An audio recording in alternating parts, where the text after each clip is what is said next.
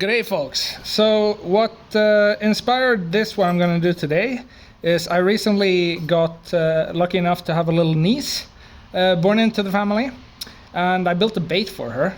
But I thought maybe when she grows up it might be more fun to actually build the bait with her. So then I got to thinking, what sort of bait can you build with a kid, like, because it's of course loads of fun to build a bait, and then you get to go fish with it. You catch a fish with something you built yourself. It's a great joy, but building baits can be a little bit delicate sometimes. So then I got to thinking, what sort of criteria do we need for a bait if we're going to make it as simple as possible? And the first thing is no fancy power tools. I think I'm allowing myself, a power drill, because like, you can get quite a weak one of those, and it's actually not that dangerous for a kid. You can get one in IKEA that for very cheap, that'll do everything it needs to do, but it can't actually get enough torque to hurt anything. So yeah, no fancy power tools, no dangerous chemicals. I think what I'm going to stick to is 5-minute boxy and hand tools. The second criteria I was thinking would be that I want this to be a bait you can finish it completely in a weekend. So you start, Saturday morning when you wake up, and by Sunday you can go out the water and potentially catch a fish on it. Because if I was a kid, like, I start building a bait one weekend and then you have to finish it the next weekend, I wouldn't be able to concentrate on anything in school. I'd just sit there and think about my bait. So the third criterion for this thing is that I want a bait where it's not terribly important how precise you are in building it, because of course if you're doing it with a kid, or even if you just want to do this project as a first-time bait building project, people who aren't terribly experienced at doing precision woodwork, they still need to be able to make a bait that functions and that catches fish. It can't be like a crankbait where you need quite a lot of precision to get action. So the bait that came to mind was the wonderful bait McMeo Jr. By Svartzonker. It's a really simple little bait. It's just a little body with a tail. It's so good because it's really light. It's around 20 grams. You can cast it with any gear. Catches fish in all seasons. It's a big pike will hit it. Small pike love it. Even bigger perch will like it. I'm sure if you're in the States, bass would hit this thing as well. And so I thought that's just the perfect bait. I think it's a genius bait, actually. You can fish it slow, you can fish it fast, you can fish it high, you can fish it low, everything. So the first question probably would be, what do we build this bait out of? And I've chosen to build it out of just sticks I've found in the woods.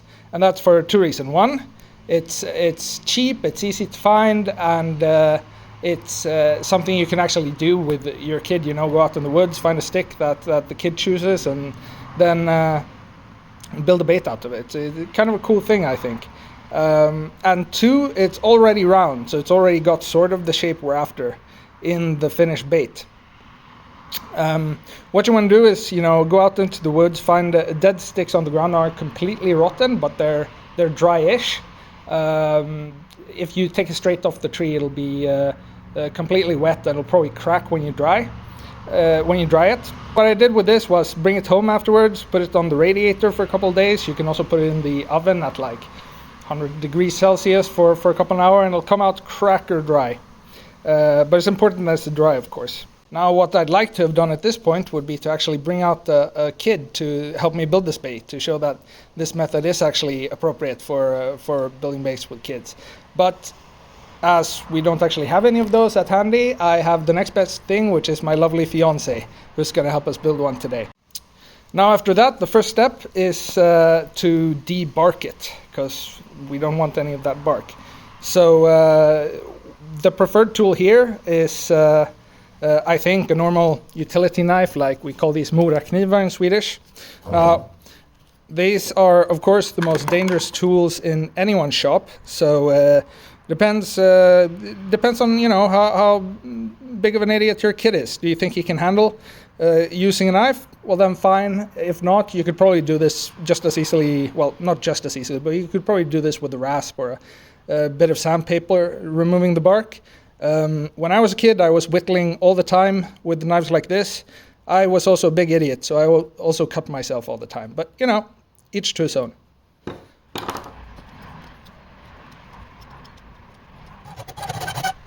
So now we've debarked the stick and cut off the broken part, so we have a clean end to work on.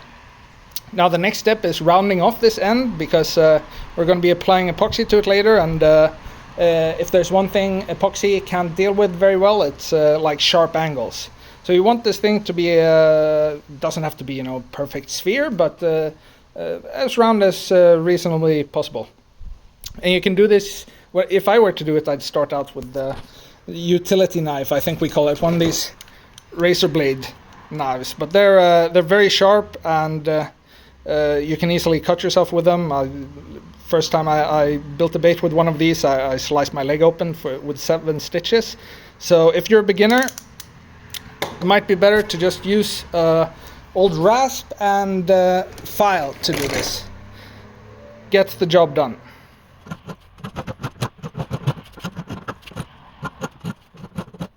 So the next step is to smooth this down so it's nice and smooth, and remove the last piece of bark that's left. And to do this stuff is great. I don't know, in Swedish we call it smergelduk. It's basically sandpaper, but it's got fabric instead of paper. I think it's used in metalworking in some way. 80 to 100 grit I think is the perfect grit for this job. Takes off quite a lot of material, but also leaves quite a nice finish after. So here we have it. It's rounded off, nice and smooth. We're going to cover it in epoxy, so little scratches like this really don't matter. It actually helps the epoxy stick, so don't worry about that. As long as the general shape is, there's no real sharp corners, we have done our job. Now we need to do the same, but on the other side of the bait. And here we enter a bit of a dilemma, because the smaller bait is to work with, the more fiddly it is, because what we're going to do on the other side is do exactly the same as this side, but the smaller the bait is, the fiddlier it is to work with, the harder it is to do that. But since we want this bait to actually sink slowly when we're done, the volume of the bait determines the mass of the bait. So it's kind of self-evident, but a bigger weight is going to weigh more, and it doesn't have to be very big until it's about 30-40 grams at the end, and then it's actually quite, a lot of equipment can cast it. It's actually quite hard to cast with a spinning reel, for example. So you want to try to keep it as small as possible. I think about this big. You'll see later what we actually need to do to finish the bait, and then you can take a judgment call on how big or small you want it, how fiddly the next steps are going to be. There we go. That's what we're going to be working with. Yeah, now we just round off the other edges on the other side. So in the end, you want to end up with something like this. And of course, you can shape it differently if you want it to be more pointy. That works great. If you wanted to, have a crazy shape, you can do that. The one thing is, as previously mentioned, epoxy doesn't like sharp edges. Now, to add the hook hangers and line ties and stuff to this bait, a bait this size, you're gonna want to do a through wire design. It's also, it's a little bit fiddly, but it's doable even for beginners, especially on a bait like this. So what you do then is to put in the through wire is you want to cut the bait with a saw. You want to cut the slot that goes lengthways. I've put in a guideline there. Just if you put in a guideline, just take a ruler, eyeball it. You want to cut it lengthways, and you want to cut it sort of halfway into the bait. Certainly not more than halfway for a bait like this, I think. And so this part is maybe a little bit fiddly, but the tool I want to use for this, I think the best tool for this is, especially bait this size, is good old-fashioned hacksaw.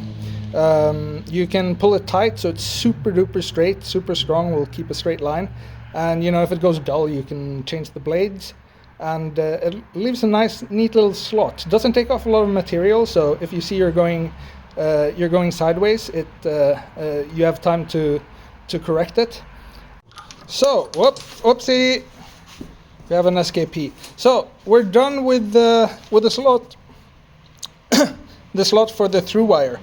Now we got to bend the wire to fit in that slot and do what we want it to do. So the first step to this, to sort of see what we're doing, is we can put a piece of paper in the slot, trace the outline of the slot, and then it'll be a lot easier to know exactly how we want our wire to be shaped when we put it in. Now that we've got this, we can do an outline for our through wire, and the idea is we sort of draw it here on the paper, then we know what shape it sort of has to be in. We can take the wire, bend it to that shape, and then we just put it in the bait. Now here perhaps it's a good time to talk about what I want this bait to look like. I actually have one that I tried to make a couple of days ago that I can show you my thoughts on, so I'll go get that. On the front you have the line time, pretty self-explanatory. In the back you have a tie to hitch the tail on, and here in the middle, in the belly, you have the hook hanger, so where you're going to hang on the hook.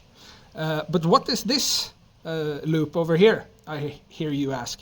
Well, one of the more fiddly parts in building baits is of course weighting them. You have to drill into the wood, you have to find pieces of heavy metal hard enough heavy enough to sink it.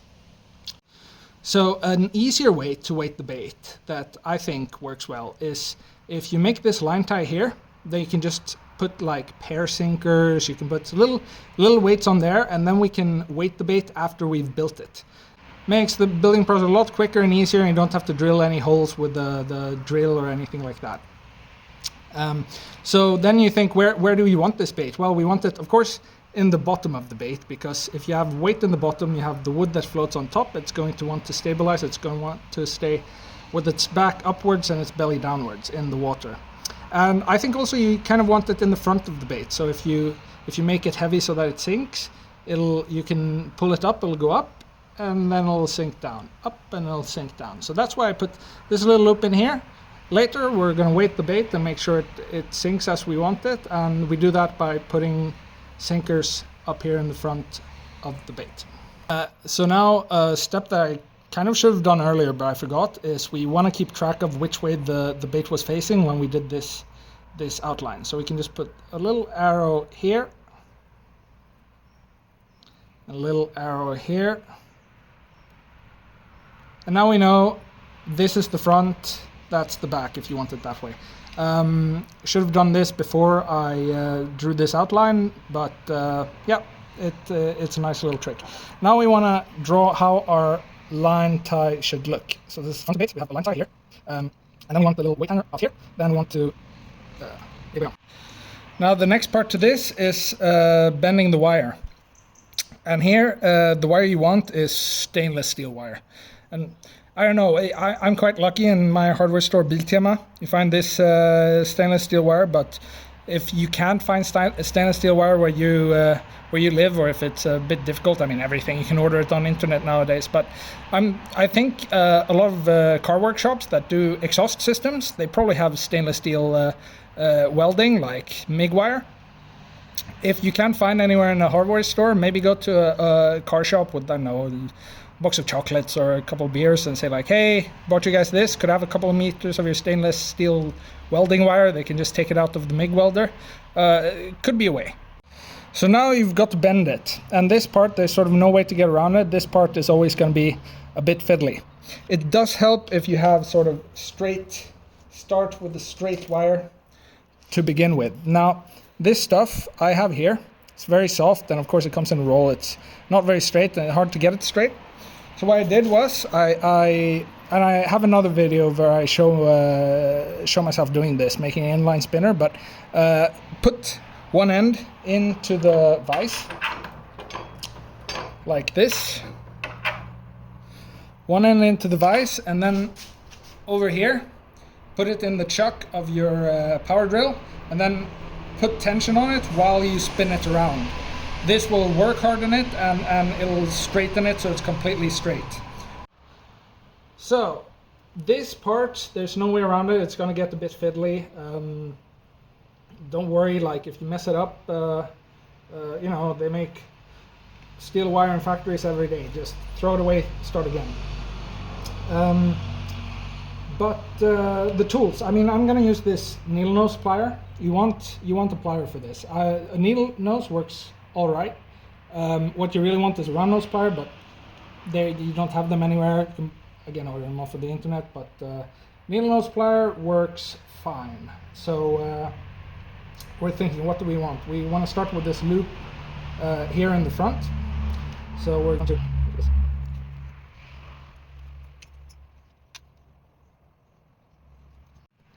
So we did the first loop, the line tie, and just bent the wire back on itself. Now if we look, what's the next step? Well, after the line tie comes the weight tie. We can just hold the wire here in place over the plan we made earlier. And we take a marker and we think, okay, so the line is actually a little blurred over there. We actually want the line tying closer to the bait like this. And then we want the weight tie to go up here. So that's how you do it. You like do one loop, then figure out on the plan where the next loop has to be, mark it on the wire, and then you take your pliers, so you bend that loop, go to the next loop, and then the final loop. So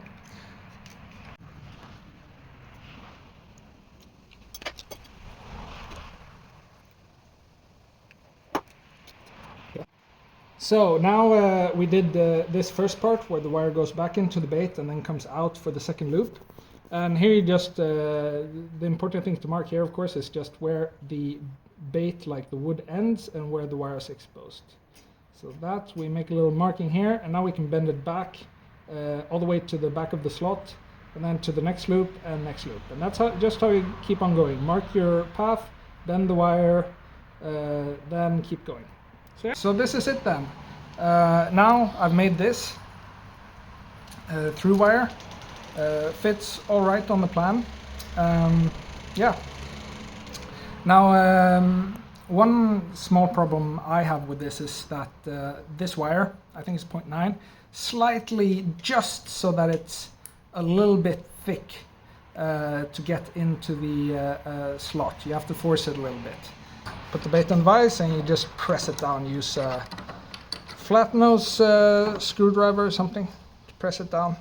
And usually if you give it the beans, eventually it goes in.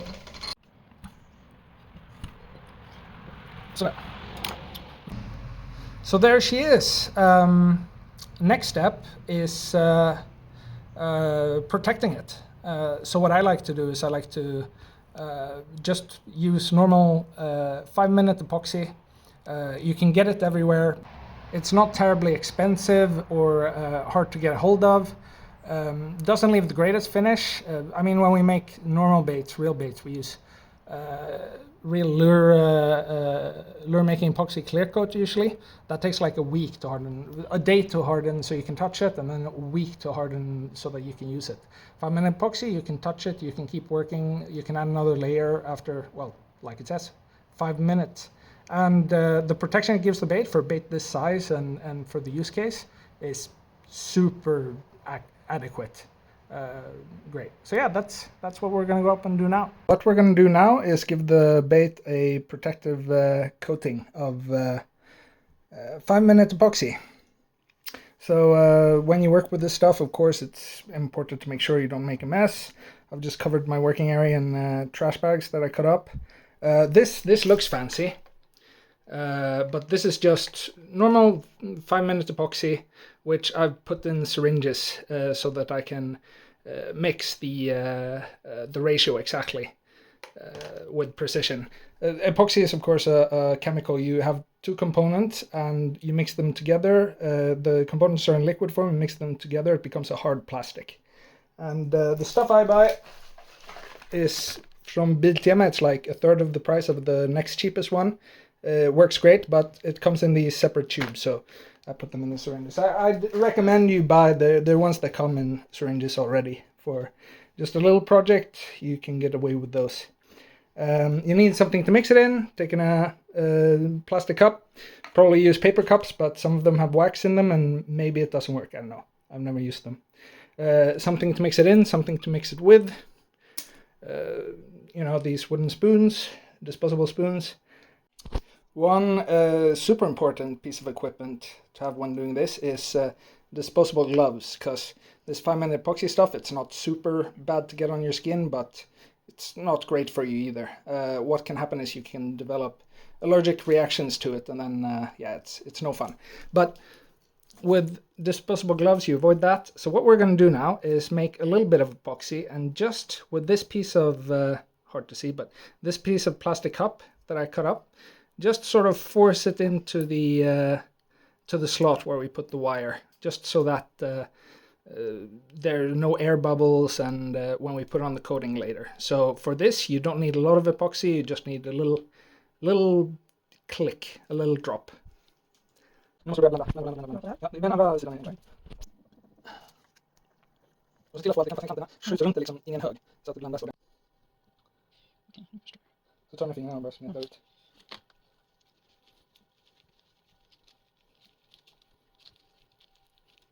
Sådär. Sen när den är klar så hänger den på sin plats. So there we go.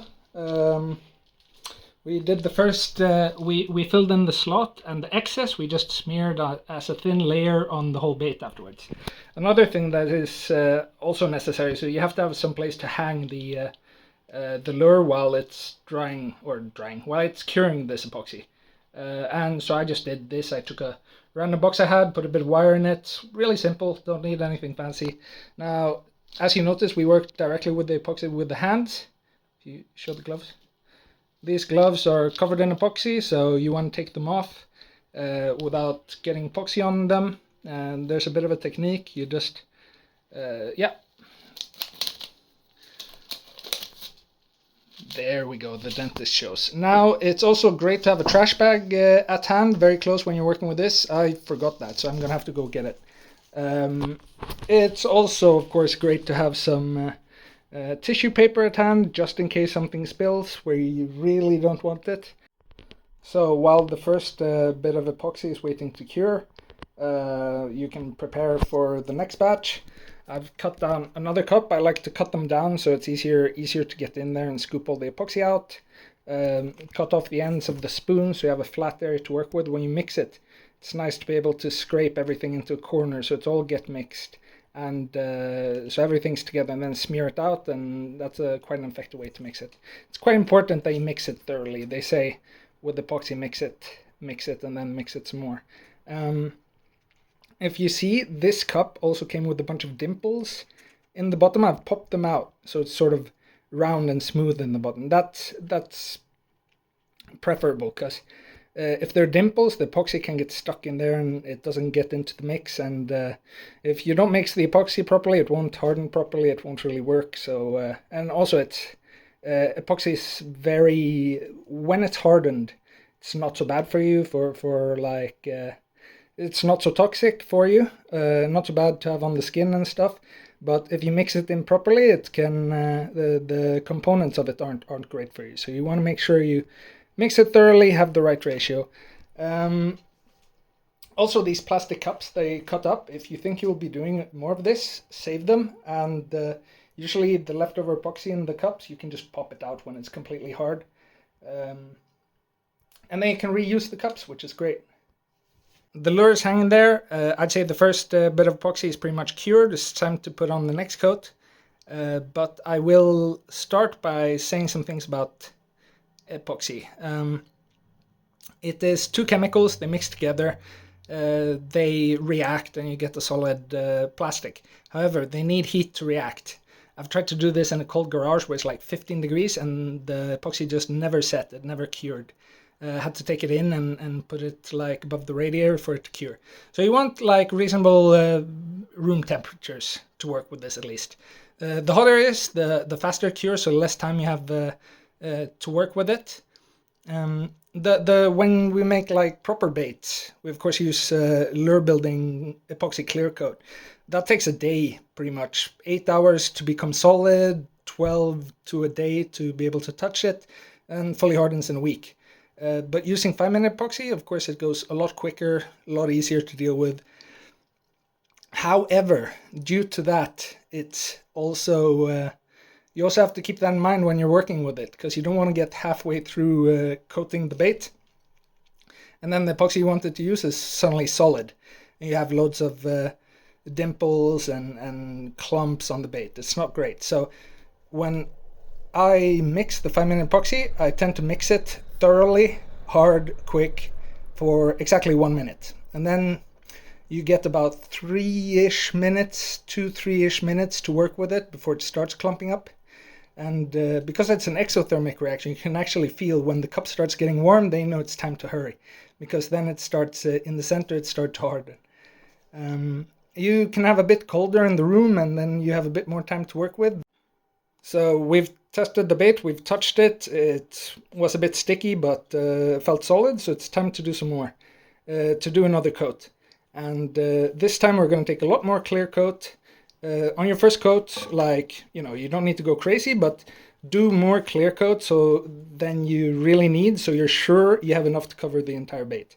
And then for the next time, you can see how much was left over. You can sort of dial it down from there. But if you do like a little bit and you cover bait and there's a big area that isn't covered, it's such a pain. It's going to be uneven. It's no good. So now we have put in the 2 components. Now I'm keeping an eye on the time while the builder is mixing.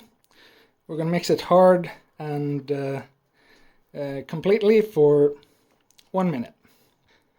So what we're doing now is we're putting, as much epoxy as possible on the bait directly, and then just smearing it out so it's an even coat all around the bait. Pay attention, because this is the first coat, so pay attention that there are no holes in like the slot from the last time, and try to make sure to fill those in. But we're going to do about 3 of these coats. The thinner you make the coats, the neater it's going to look. If you put on loads of epoxy, you're going to have clumps and it's going to be wavier. But also, of course, you want to make sure the whole thing is covered.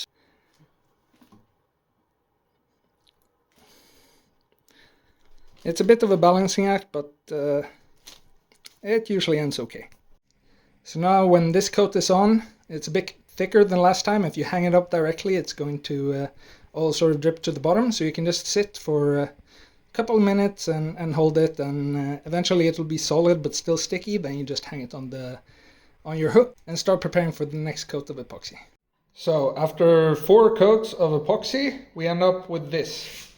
The bait right now is basically finished. You can, put a tail on it, put some hooks on it, go fish with it, weight it, and it'll catch fish, and it will last pretty much as long as it was ever going to last. But I think most people like a bit of color on their bait. So there's, of course, if you have an airbrush, like normally bait making, you paint them with an airbrush. If you have access to an airbrush, that's great. Otherwise, you can always use spray cans. Or just normal paint, like whatever. But I think one option which is quite neat for this is that's cheap and easily available, and you can get a lot of colors, so you don't have to buy a lot of paint, because of course you don't need a lot of paint for something like this, is nail polish. So that's what we've got, just the cheapest nail polish I could find in Kruidvat, and we're going to paint it with that. So here's the result after painting it. So another benefit of nail polish is that, of course, it dries really fast. And also, if you see here, the eye is gold with the pearl. Nail polish, of course, you can find a lot of pearl colors that maybe you don't find with normal paint. So this is very nice. Now, of course, you could pretty much just fish with this. I mean, the polish would chip off after a while, and you might have to repaint it. But to give it some more protection, you could add another layer of epoxy, of course.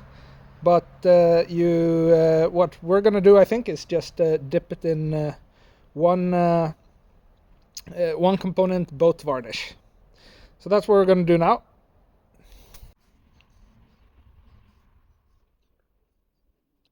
Now this is going to dry for about 24 hours, I think. So tomorrow I'll give it another coat of lacquer. If you did just with 5-minute epoxy or just didn't do anything, of course you'd be pretty much done by now. But we've got time, so why not? Now, I would say the reason why we're using boat lacquer and not 5-minute epoxy for this is a couple of reasons. The first is the 5-minute epoxy. It hardens so quick that there are lots of bubbles. So if you use that to coat on top of the paint, there's a lot of bubbles. It doesn't look as good. And most 5-minute epoxy, especially the stuff we're using, it's really not UV resistant. So if you have it on a bait that sees a lot of sunshine, it will yellow quite quickly and become yellow and then eventually quite brown. And that, of course, will ruin the effect.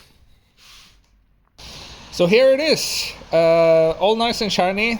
Put 2 coats of boat lacquer on top of the nail polish so that it's protected. Let it dry completely. And so the next step is to put on a tail on the bait to give it the action.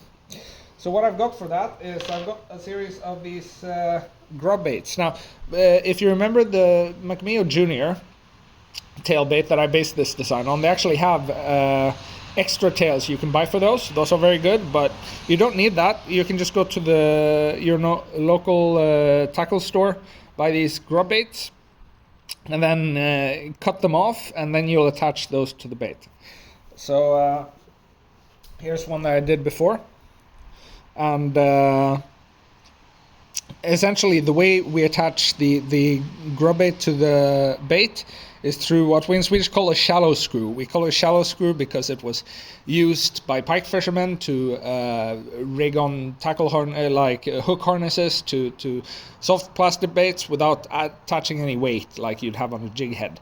But it's a very simple way to attach things to soft plastic lures, and that's what we're gonna do now. So the first step is we're going to make a loop on the this is more of that stainless steel wire I used earlier for the through wire.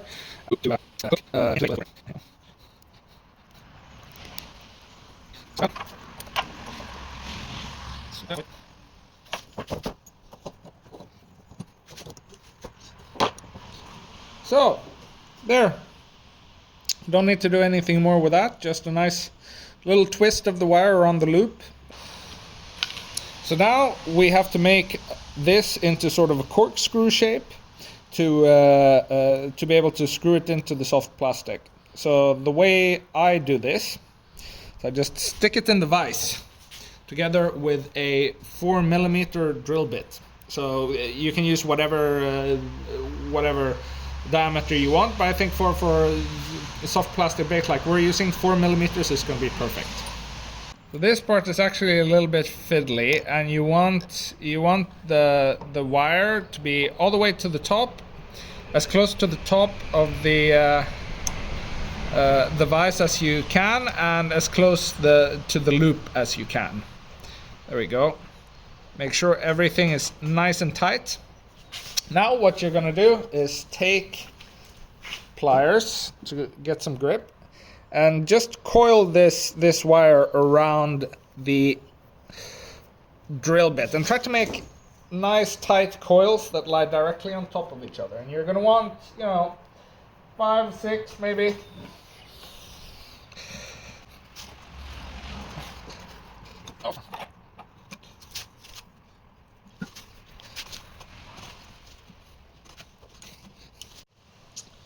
So if you see there, we've got 5, 6 very tight coils around the drill bit.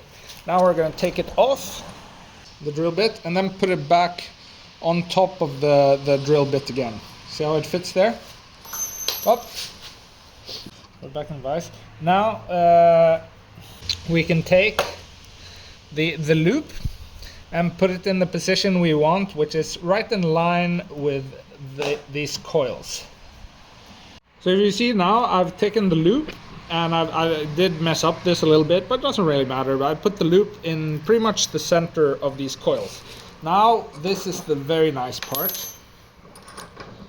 So this is one of my favorite part. Now we put the loop in the vise, and we grab the top wire here, and we're going to pull it out. You see that? It's going to become a very nice Nice little corkscrew shape, nice and even all the way up.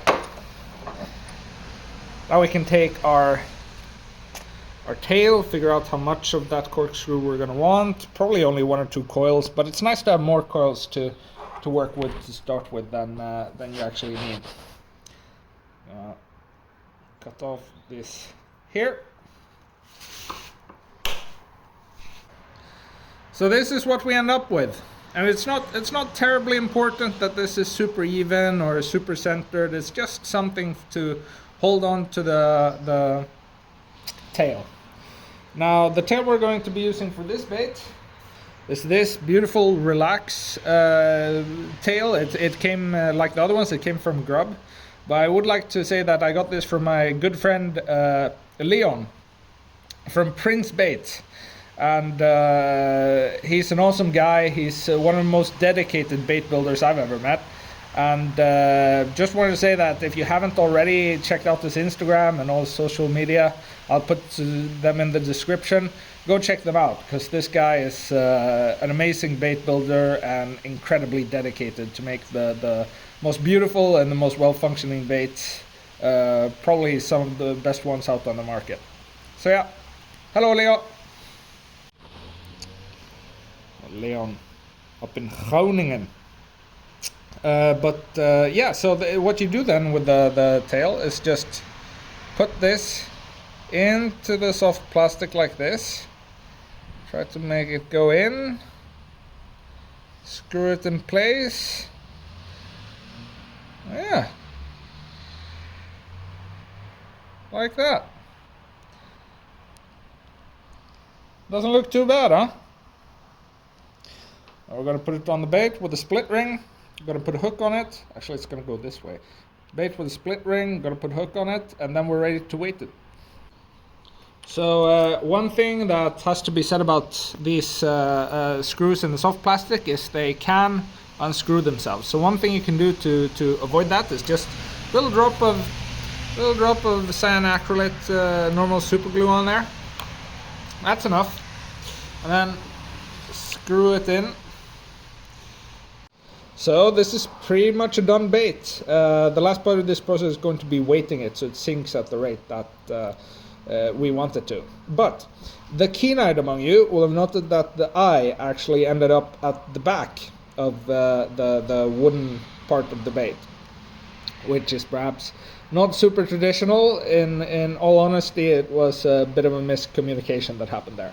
But this illustrates a very nice point about bait building, and that is most of the time the fish will hit whatever you throw in the water that moves. The fish will hit it. So a bait only has to be as all a bait has to do really is to please the fisherman. So if you have little imperfections or something didn't quite turn out as you were envisioning it, don't worry, just keep on going. You'll do better next time, and as long as you're happy and as long as the bait catches fish, you'll be fine. With this bait, I guess the two limitations that actually probably you should try to stick to is that the hook hangers and all this sort of hardware stuff, of course, need to stick out of the bait. If it's so deep that it's buried in the slot, you can't attach anything to it. They won't actually work. And it's also nice to get the epoxy at least completely covering the whole bait, so that you don't have water going into the wood. But as long as those two are good, then you're golden. So now we're going to weight this bait, try it out, and as it happens, the bait is kind of perfect right from the start. It sinks to the bottom. The body of course floats, but it sinks slowly, and yeah, don't need to do a lot to this one. Probably, if I had to guess, this one as well. There's not a lot we're gonna need to do to it. I'll try it out. Yeah, sinks kind of perfect to the bottom just by itself. So yeah, great success. Otherwise, what I would have done, and you can still do this if you wanted to sink a bit faster, is just attach pair weights like this to the front of the bait, and then you can adjust the sinking. So if you have a bait that floats, you want it to be sinking, add some more pair weights to it. You want the bait that sinks to the bottom or like sinks quite quickly, so you can jig it. So here she is, finished product. You can see what we decided to do actually is the little hanger thing that was meant to hang weight, because the bait sank exactly as how we wanted it from the start. We decided we didn't need that. We removed that so that the hooks wouldn't get hung up on it, and turned the bait around so the eyes are in the front. And yeah, so this next step is probably the most exciting part, is pack up your gear, head to the water, and try it out for the first time.